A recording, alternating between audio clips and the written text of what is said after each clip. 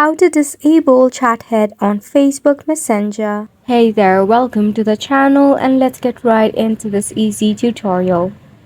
To disable the chat head on Facebook Messenger, it will only take a couple of steps.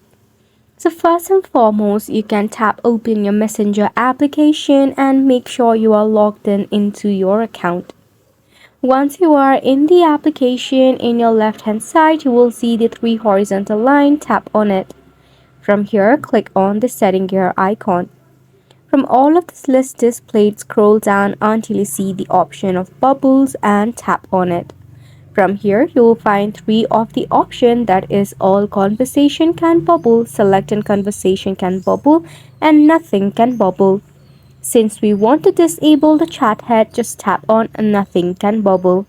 After this, you can head back from here and you have successfully disabled the chat head bubble on Facebook Messenger. Another step that you need to do is to press and hold onto your Messenger and tap on the app info.